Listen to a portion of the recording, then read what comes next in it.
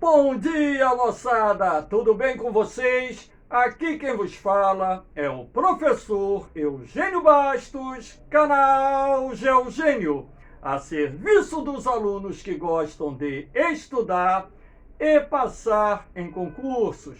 Moçada, vamos fortalecer o canal, se inscrevam no canal, deixe aquele like, compartilhe o vídeo, deixe os seus comentários e ajude o professor Eugênio Bastos a democratizar o ensino da geografia. Moçada, no nosso encontro de hoje, iremos falar sobre a nova Guerra Fria. Não mais aquela Guerra Fria dentro do contexto ideológico de um mundo bipolar, canalizado pelos Estados Unidos e a ex-União Soviética, e sim uma nova Guerra Fria, onde nós temos os interesses antagônicos envolvendo os Estados Unidos, a maior potência econômica e militar do planeta, e a China, a segunda maior potência econômica e uma potência militar que hoje rivaliza com a Rússia, disputando a segunda posição dentro do cenário bélico internacional. Então, irei abordar alguns tópicos que estão contidos dentro desse contexto da nova Guerra Fria. Espero que vocês gostem das explicações. Vamos lá, moçada! Para iniciar nosso encontro, nada melhor do que essa charge, mostrando de um lado a águia representando os Estados Unidos, do outro lado o dragão representando a China. A briga de gigantes pelo poder econômico, militar e político do planeta. Professor, em que se baseia essa nova Guerra Fria? Em primeiro lugar, nós vamos ver a questão do poder econômico da China e dos Estados Unidos, abordando os PIBs de forma comparativa das duas maiores potências econômicas e militares do planeta. Repare que em 1998, os Estados Unidos já lideravam há muito tempo, inclusive, a economia mundial, com um PIB em torno de 9 trilhões e 62 bilhões de dólares. Repare que naquele ano a China era apenas a sétima maior economia mundial, com um PIB da ordem de 1 trilhão e 29 bilhões de dólares.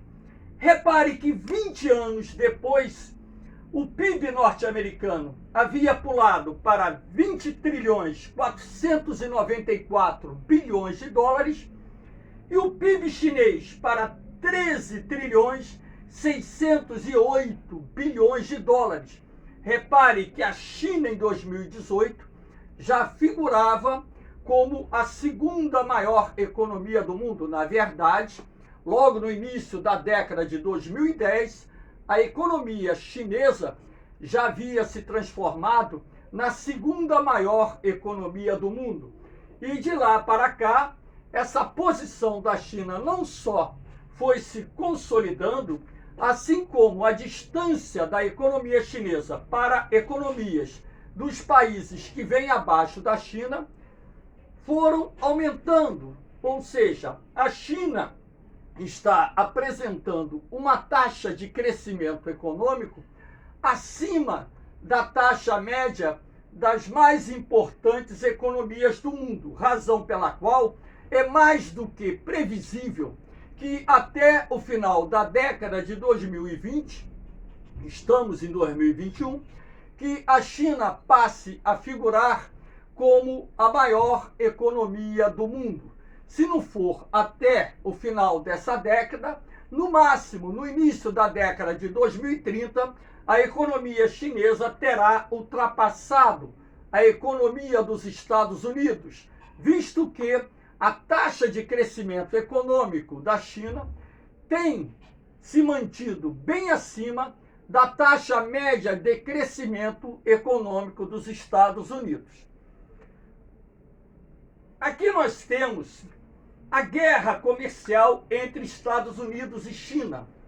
As duas maiores economias do mundo passaram a adotar medidas protecionistas para conter as exportações e as importações dos seus países concorrentes. Então, no caso dos Estados Unidos com a China, nós estamos vivenciando uma guerra comercial que tomou corpo no governo do presidente Donald Trump, quando então o governo norte-americano anunciou inúmeras medidas contra as importações de produtos procedentes da China, tais como cotas de importação, taxas e sobretaxas, de forma a reduzir o volume de importações de produtos chineses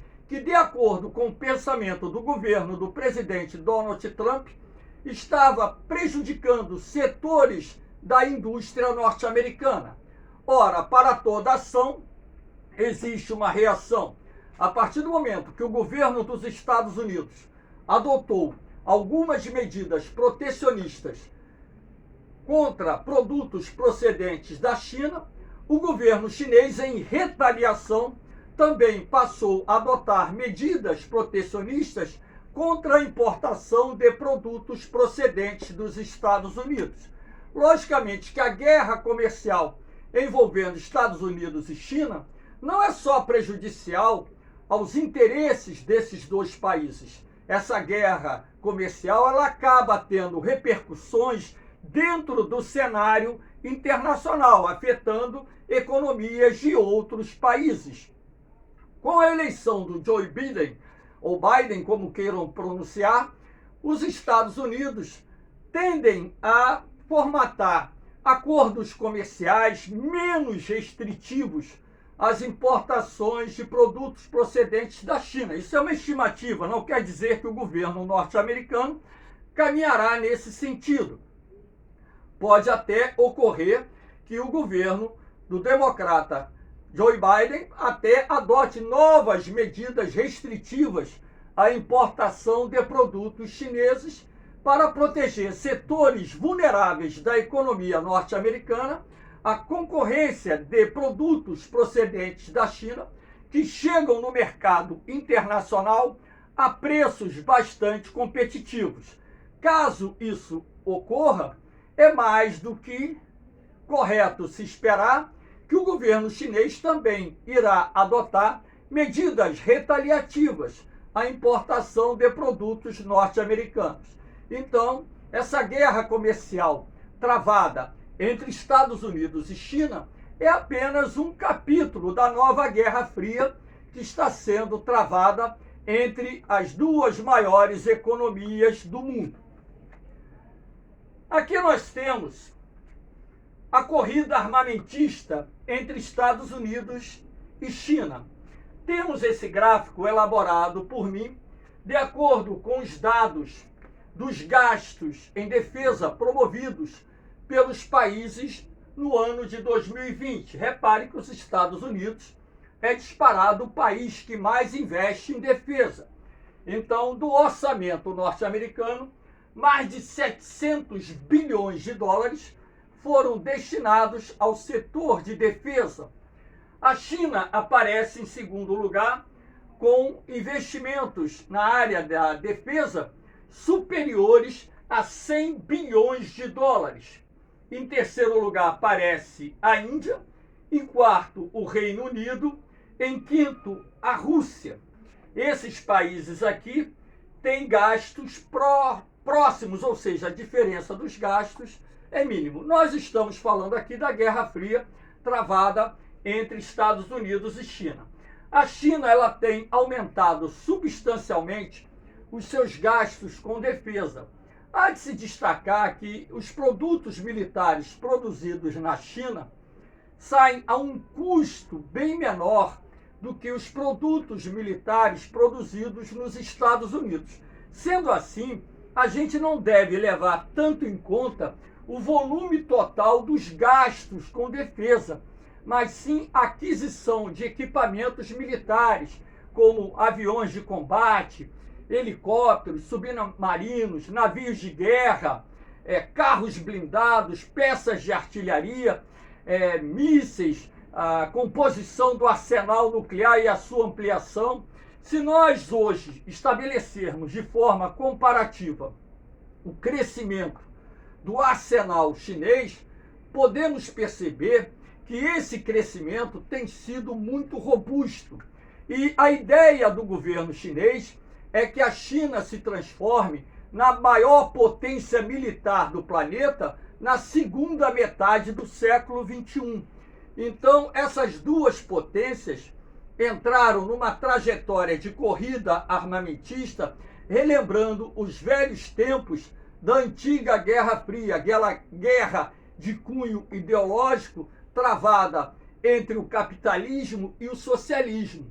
E esse contexto novo, no que está inserido dentro daquilo que nós chamamos de nova Guerra Fria, não leva em consideração a questão ideológica, e sim a questão geopolítica de dominação do espaço geográfico planetário através do poder econômico, político e militar. É essa disputa que está dentro do contexto da nova Guerra Fria. Aqui nós temos a construção das ilhas artificiais chinesas. Inclusive, eu gravei uma aula exclusiva sobre geopolítica da China e um dos temas dessa aula trabalha a construção de inúmeras ilhas artificiais no Mar do Sul da China ou Mar da China Meridional, como queiram chamar. Essas ilhas artificiais têm sido construídas há várias décadas, há pelo menos 3 décadas e meia, que a China iniciou a construção de ilhas artificiais no Mar do Sul da China ou no Mar da China Meridional, com o propósito de ampliar não só a sua área de dominação política e econômica, alegando que essa área historicamente pertenceria à China, o que é facilmente contestável ou contestada dentro do cenário internacional. Na verdade, essas ilhas artificiais acabam se transformando em instalações portuárias e bases aéreas para dar suporte à estratégia política, econômica, militar traçada pelo governo chinês. Lembrando que essa região ela é rica em hidrocarbonetos, petróleo, gás natural, também é rica em terras raras, em frutos do mar, e a China hoje é um país cuja demanda por matéria-prima e recursos energéticos cresce de uma maneira vertiginosa. E dessa forma, o governo chinês tem procurado fazer uma maior projeção dentro do espaço geográfico periférico, naquilo que nós chamamos de espaço vital, para atender a sua crescente necessidade, não só de obter do mar frutos para alimentar a sua população, chamados frutos do mar. A pesca ali é uma atividade muito desenvolvida, como também ampliar sua capacidade de produção de hidrocarbonetos para atender o crescente consumo de fontes de energia derivadas do petróleo e do gás natural. O grande X dessa questão envolve o fato dessa área ser disputada. Algumas dessas ilhas estão dentro das zonas econômicas exclusivas, por exemplo, da Filipinas, do Vietnã, da própria Indonésia e de outros países que estão contestando, essa dominação ou essa presença chinesa na região, porque não é só uma presença econômica que está dentro desse contexto. Ali você tem presença militar, você tem aviões de combate baseados nessas ilhas, você tem navios de guerra, você tem silos com mísseis. Inclusive, se desconfia que a China anda instalando na região mísseis nucleares, não só mísseis de cruzeiro ou mísseis antiaéreos, estaria também instalando nessa região mísseis nucleares. E o governo norte-americano tem reiterado inúmeras vezes que não vai permitir que a China domine o mar da China Meridional, e uma das estratégias militares dos Estados Unidos, se não a mais importante de todas, é o aumento da presença de efetivos da Marinha, da Força Aérea dos Estados Unidos na região.